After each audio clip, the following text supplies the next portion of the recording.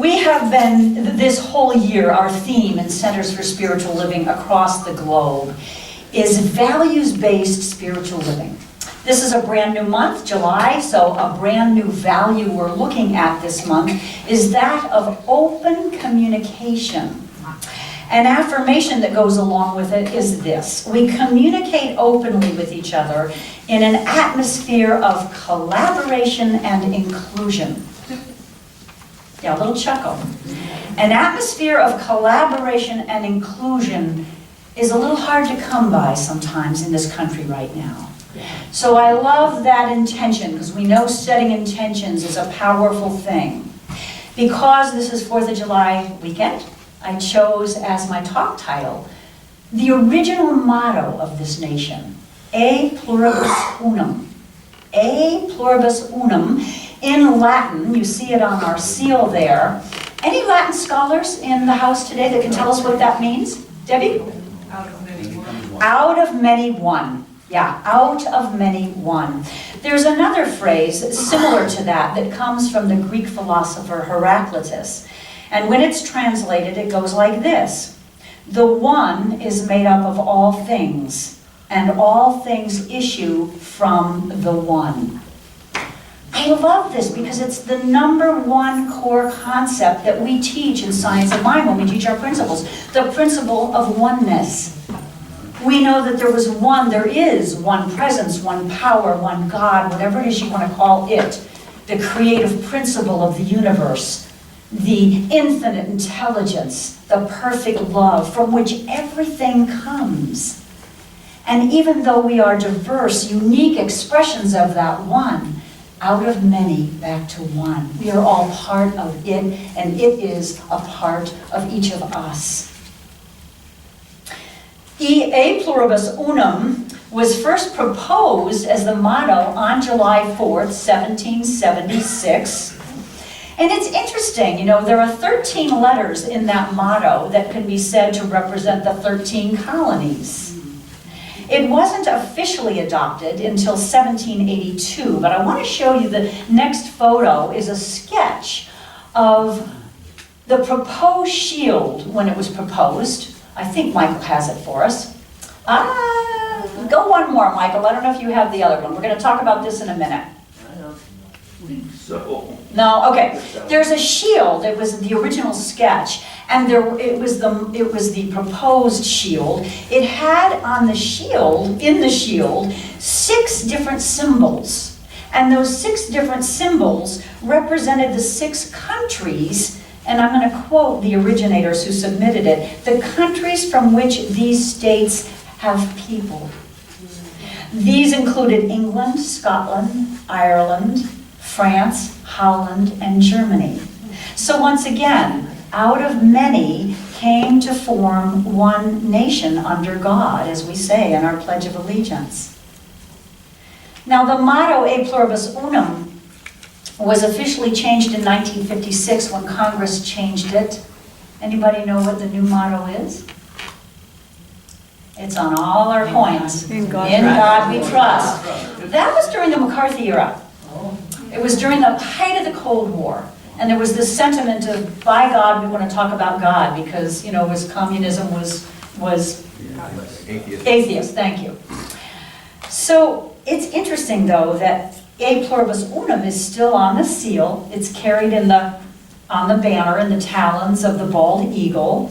And, you know, I love this idea because it's not only out of this myriad of states we are one, but it's also out of this myriad of different immigrant groups that came to our country. We became one people. But the idea was one federal government, strong, united, made up of all the different states.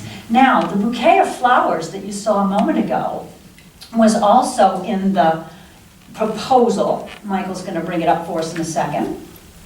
And the bouquet of flowers, notice it's all different colors. So this became part of the original seal. And that represents, okay, one bouquet of flowers, so it represents unity, but also that it coexists with individuality. as opposed to the melting pot concept, which I was taught in school. I imagine a lot of us were. Somehow this idea that immigrants came from all different countries and they all melted into one and everybody became the same.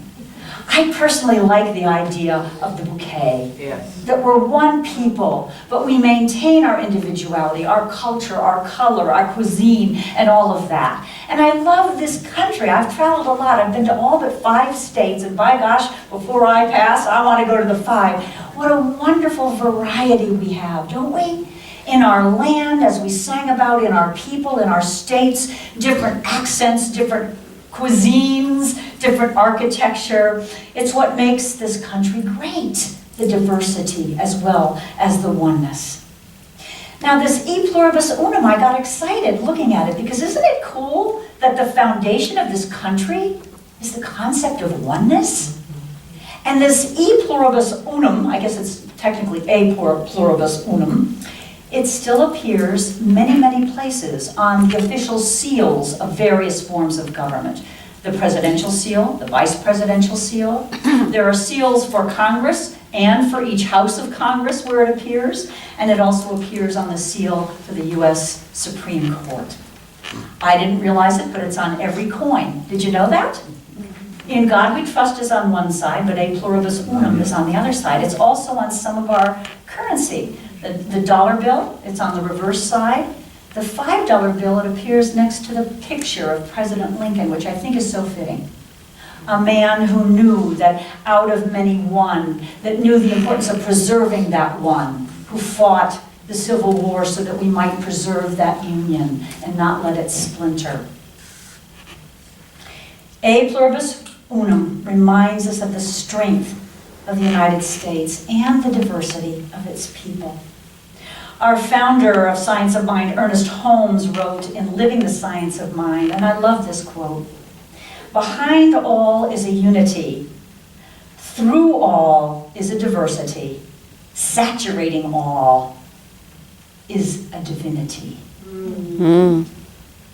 So this country founded on that spiritual principle of oneness. As one nation, we're stronger than any state. In the Science of Mind, Ernest Holmes quoted Jesus, "A house divided against itself cannot stand." Lincoln quoted that same passage in support of ending slavery and preserving the nation. So here we are with this tremendous variety and yet a unity, which I think that variety and that strength of unity has allowed us to be a beacon for 240 years. I truly believe that. And yet, as a country, I think some of our darkest hours have been when we've forgotten that we're one. And this isn't new, this kind of contention. You know, a country of immigrants always, right? And yet, around 1840, when new waves of immigration started happening, do you know that even back then people were grousing? We got too many Catholics, we got too many Chinese, we got too many this, that. You know, as if we were all one and we didn't come from somewhere. So we need to honor that, respect that, see the divinity and the beauty in all of it. So oneness is something that we can't just talk about, we have to embody it. We have to recognize the divinity in everything and everyone, or how are we going to have true kinship? How are we going to have that real experience of oneness? This idea of you and me, them and us, is not helpful, and yet we hear a lot of it today.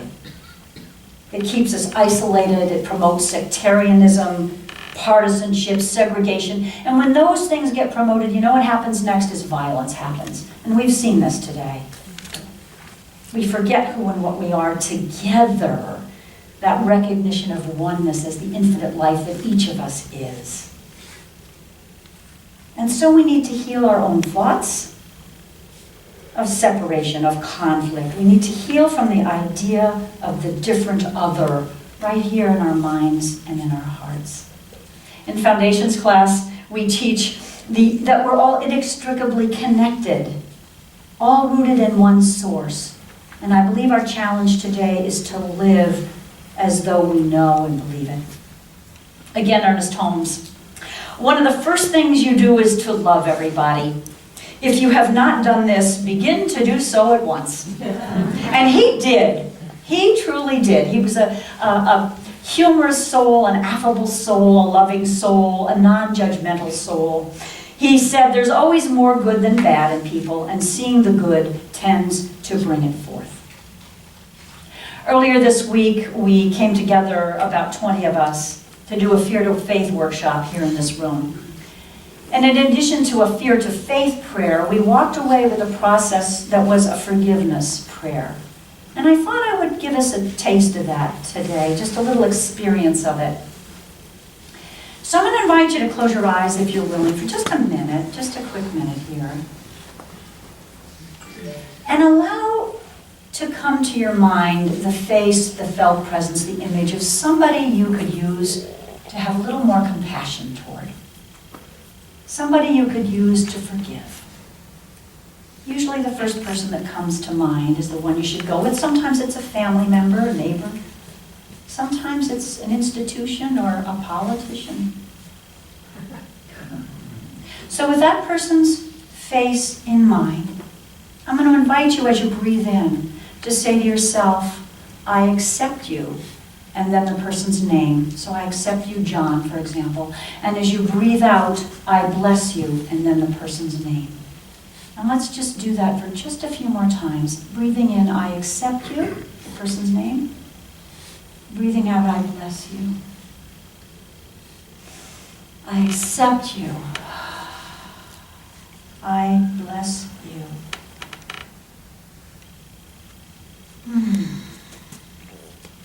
This is a practice you can take home with you. I've been using it. I won't tell you about whom, but you might be able to guess if you think about our political views.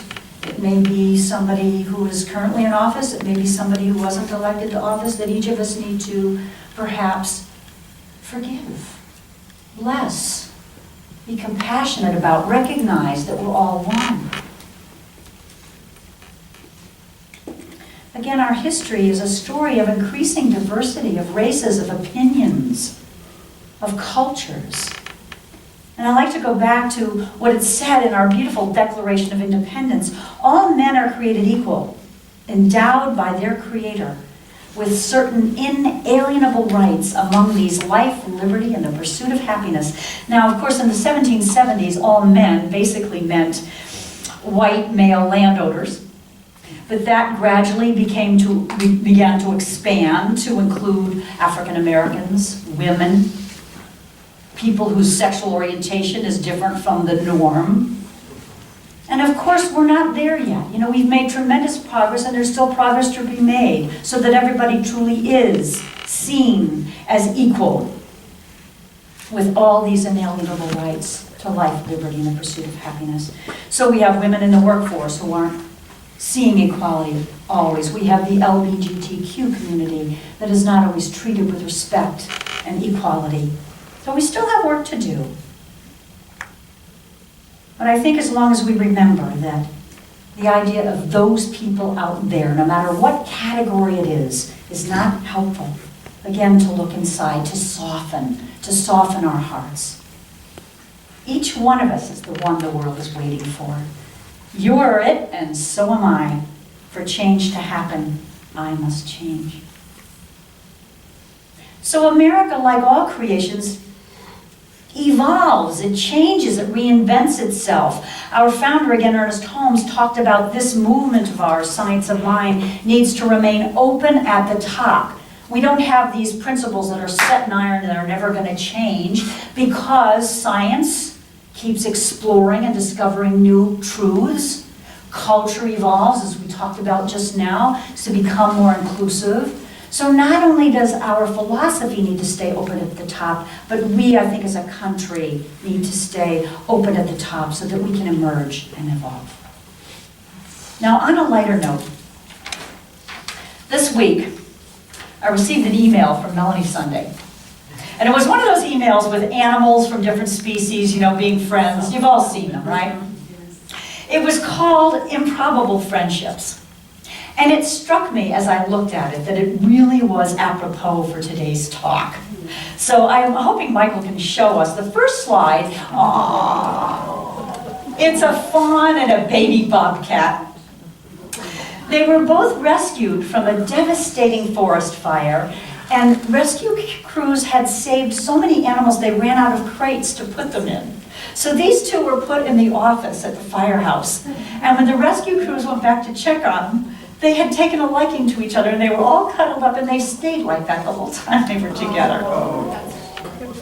The next picture is a tiger cub and a family dog. A human family adopted this tiger when he was a cub. He was orphaned.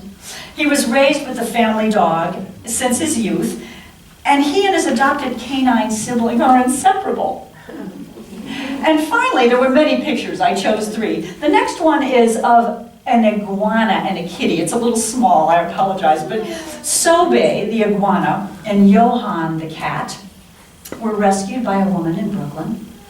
Each day when the iguana is let out of the cage, she seeks out Johan for playtime. And if you could see the iguana, I swear it looks like it has a smile on its face. Unlikely friends. Now here's what I thought when I looked at all that. Thank you, Michael. If animals of different species can communicate and make friends, because open communication is our theme this month, right? Why can't humans of the same species with different opinions and worldviews, why can't we communicate in a compassionate way? And I'm guilty of this, mea culpa, we're all guilty of this, I think, of not doing that. So I came across another little great idea. I came across it on a website called Upworthy.com.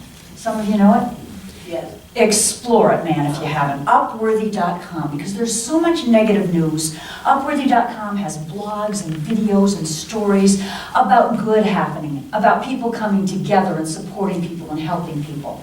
So I'm going to read parts of a blog that was posted on Upworthy. I want to give credit to the blogger, a woman named Angie Aker. And it regards an author named Elizabeth Lesser.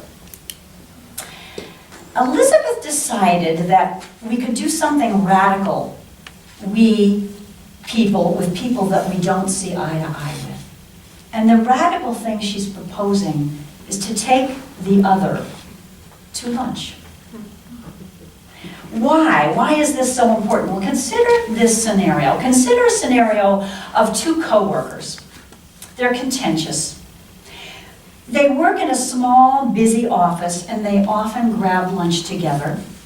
At first, they didn't know each other very well, so they only talk about safe topics, things like their workload, their families.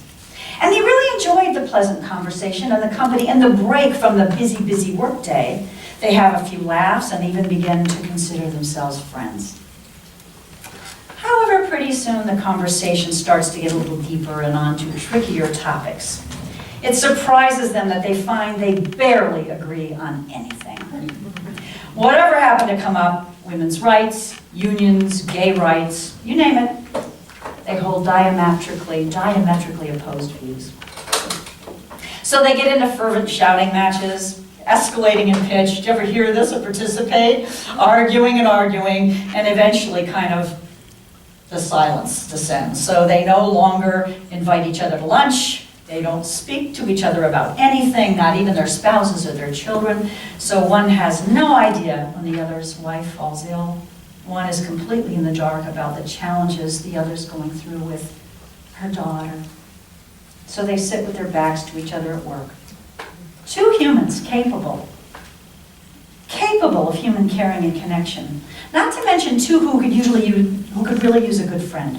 But they choose not to demonstrate this because they're so off-put by disagreeing with each other on world issues. So here comes Elizabeth Lesser.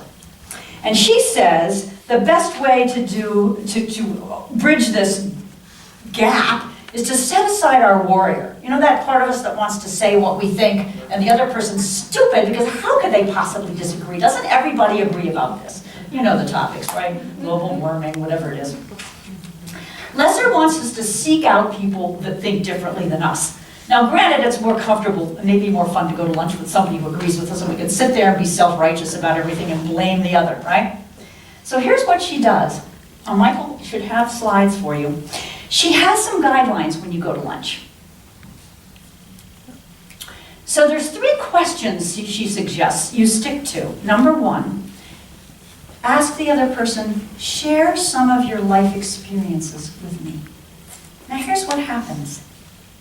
You know, when we talk about our children, when we talk about our relationships, when we talk about taking care of our aging parents, all of a sudden we realize we have so much more in common than what separates us. Yes, this is what happens. The second question, what issues deeply concern you? And once again, even though you may disagree on abortion or whatever else you talk about, what deeply concerns us takes us to common territory very often. Maybe it's even local politics, that we want to make sure our neighborhoods are safe, or we want to build that park, or whatever it is. And the third question is, what have you always wanted to ask someone from the other side? Wow. Okay, so here's what happened. Elizabeth tells the story. She is a liberal Democrat. She has taken to lunch a Tea Party conservative Republican. And she said it gets fun because you get to see perceptions differently. If we only talk to people who agree with us, we have a limited view of the world. It's the right one. So here's what happens. But it's the right one, Donna said. Go, baby! We've all been there, Donna. So Elizabeth says about the person she's taken to lunch, I asked her why her side makes such outrageous allegations and lies about my side. What? She said. Elizabeth said, like we're a bunch of elitist, morally corrupt terrorist lovers. Well, the other lady was shocked. She thought my side beat up on her side way more often, that we called them brainless, gun-toting racists. And we both marveled at the labels that fit none of the people we actually knew. And since we had established some trust, she wrote, we believed in each other's sincerity. Wow. Why would anyone take time to do this, to eat lunch with somebody? Well, you know what? We live in the same world. We face the same problems. We breathe the same air. This is Daniel Neymon's beautiful song. No, we all eat lunch. So if we're going to solve the problems of the world, if we're going to make that world that works for everyone, we're going to have to be inclusive in our interactions. Now, in addition to those 3 questions, Lesser has some other guidelines, and I'm going to encourage you, if you're interested, to go on TED Talks. Elizabeth Lesser's whole talk is on TED Talks, another source of great inspirational good news, right? So I want to go back to that story I told you earlier. You know, the one where the coworkers just wrote each other off? That was actually not the way this particular situation unfolded. I want to show one last picture. You may recognize these people, maybe not, so shh, okay. This is Antonin Scalia and Ruth Bader Ginsburg, who were on the U.S. Supreme Court as justices together. Mr. Scalia made his transition last year. She, of course, is a very liberal Jewish woman. He was a very conservative Republican. But instead of that scenario I described, that is not what happened. All right? Instead, they would go to lunch and focus not on their differences and turning their back to each other. They focused on what they had in common. They spent their energy together on their similarities. And for a great many years, these two, believe it or not, enjoyed a wonderful friendship that defied people's expectations. I love that. I love it. If they can do it, you know what? We all can do it. Mother Teresa said, the problem with the world is that we draw a circle too tight around our families. Nelson Mandela, describing the South African philosophy of Ubuntu, said this, I need you in order to be me, and you need me in order to be you. I'm going to leave you with one last invitation from my beloved Sufi poet Rumi. Out beyond ideas of wrongdoing and right doing, there is a field. I'll meet you there. I'd like to meet each and every one of you there. I'd like to encourage us all to meet there. To drop this notion of us and them. To be willing to have an open communication based on mutual respect and inclusivity. We can truly, truly create a world that works for everyone if we're willing to do that. Let's go into prayer.